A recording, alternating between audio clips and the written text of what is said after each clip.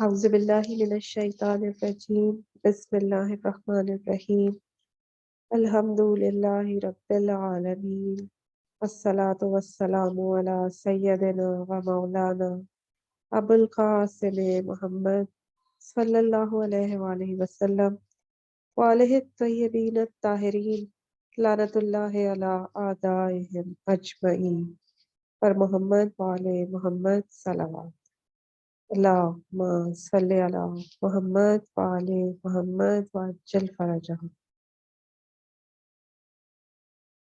نماز میں خشوع کو حاصل کرنے کے کون سے راستے ہیں، اس پر بات چیت کی جائے گی۔ نماز میں خشوع کو پیدا کرنے کے لیے ان باتوں پر غور و فکر کرنا چاہیے کہ ہمیں عظمت خدا کو درک کرنا ہے اور عظمت الہی کے مقابلے میں اپنے آپ کو حقیر قرار دینا ہے۔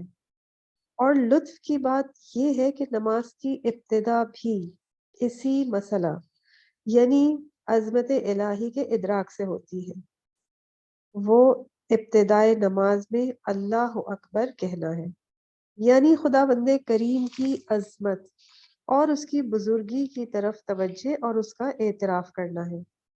اور پھر یہ بات بھی قابل توجہ ہے کہ یہ ذکر یعنی اللہ اکبر پوری نماز میں بار بار مسلسل تکرار کیا جاتا ہے۔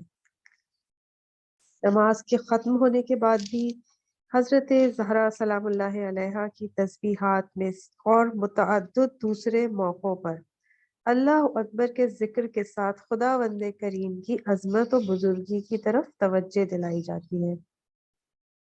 جس نے انسان کو خلق کیا ہے وہ بہتر انداز میں جانتا تھا کہ انسان کی کس طرح تربیت کرنی ہے اور کون سے مطالب کی طرف توجہ دینا اور ان کا تکرار کرنا انسان کے لیے زیادہ ضرورت رکھتا ہے۔ اس کے علاوہ عظمت الہی کا ادراک حصول خشوع کا سب سے بڑا عامل ہے۔ اگر ہم نماز کے عالم میں خشوع کو چاہتے ہیں تو اس کا مؤثر ترین راستہ یہ ہے کہ ہم عظمت الہی کو سمجھیں۔ اصول کافی میں حدیث نقل ہوئی ہے، مدینہ شہر میں ایک عورت زینب عطارہ تھی جو کہ عطر فروخت کرنے کا کام کرتی تھی۔ اس نے رسول خدا صلی اللہ علیہ وآلہ وسلم سے سوال کیا کہ عظمت خدا کو کس طرح پہچانا جائے۔ حضرت صلی اللہ علیہ وآلہ وسلم فرماتے ہیں، اگر خدا کی عظمت کو سمجھنا چاہتی ہو تو خلق خدا کی عظمت کے بارے میں غور و فکر کرو۔ ہم بھی جسمانی عظمتوں کو درک کرنے میں محدود ہیں۔ اگر ہم ایک بڑے سمندر کی عظمت کو اپنے ذہن میں مجسم کرتے ہیں اور یہ سمندر کی عظمت جس کو ہم نے اپنی آنکھوں سے دیکھا ہے تو پھر ہم اس کا تصور بھی کر سکتے ہیں، لیکن وہ جسامت، وہ بہت بڑی بڑی باڈیز جن کو ہم اپنے سینسز کے ذریعے نہ سمجھ سکیں، تو پھر یہ وہ مقام ہے جہاں پر ڈیجٹس اور کاؤنٹنگ کا سہارا لیا جاتا ہے۔ پیغمبر اکرم صلی اللہ علیہ وآلہ وسلم نے زینب عطارہ کے جواب میں عظمت خدا کو سمجھنے کے لیے کچھ اس طرح فرمایا کہ خلق خدا کی عظمت کے بارے میں فکر کرو، اور پھر خلق خدا کی عظمت کو بیان کرتے ہوئے بہت ہی خوبصورت انداز میں اس کو سمجھاتے ہوئے فرماتے ہیں کہ یہ کرۂ ارض یعنی وہ زمین جس پہ ہم رہتے ہیں اپنی تمام تر عظمت و بزرگی کے ساتھ اگر اس کو کمپیئر کیا جائے اس چیز سے جس نے اس زمین کا احاطہ کیا ہوا ہے یعنی آسمان اول، تو اس کو اس طرح سمجھا جا سکتا ہے کہ ایک انگوٹھی ہو جو کہ ایک بہت وسیع اور کشادہ بیابان میں گری ہوئی ہو، تو وہ انگوٹھی اس کھلے ہوئے صحرا کی نسبت سے اس قدر چھوٹی اور ناچیز ہے کہ اصلاً کسی حساب میں آتی ہی نہیں۔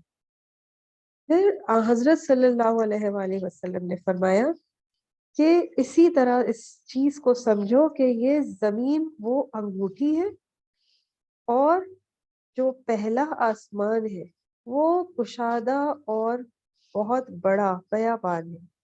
یعنی اب دیکھا جائے تو اس زمین کی اس پہلے آسمان یعنی آسمان اول سے اگر ہم اس کو کمپیئر کریں تو اس کی بہت چھوٹی سی ہوگی اس کے مقابلے میں، اور کسی حساب میں نہیں آتی۔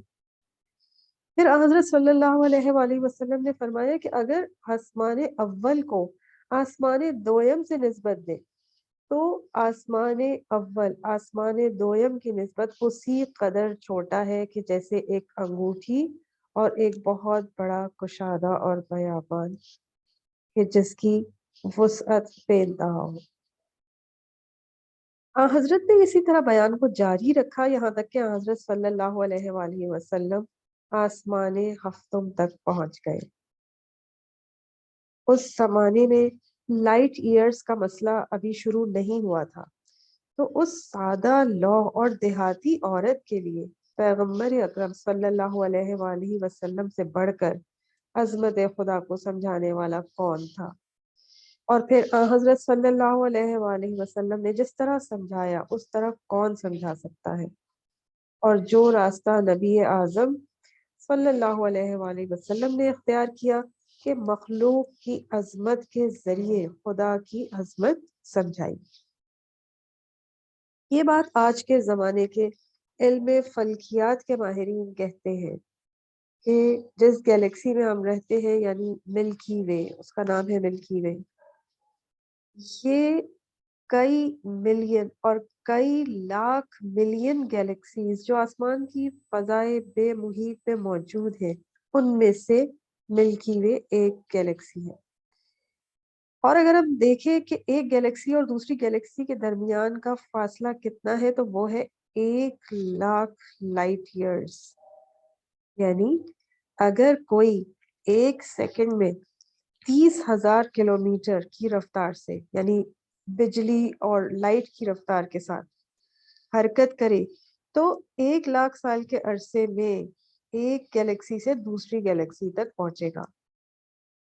اب آپ دیکھیں گے کہ اتنی بڑی وسیع اور بے انتہا فضا کے اندر کرۂ زمین کس قدر چھوٹا اور کمتر ہے، اتنا چھوٹا کہ اصلاً تصور کرنے ہی سے باہر ہے۔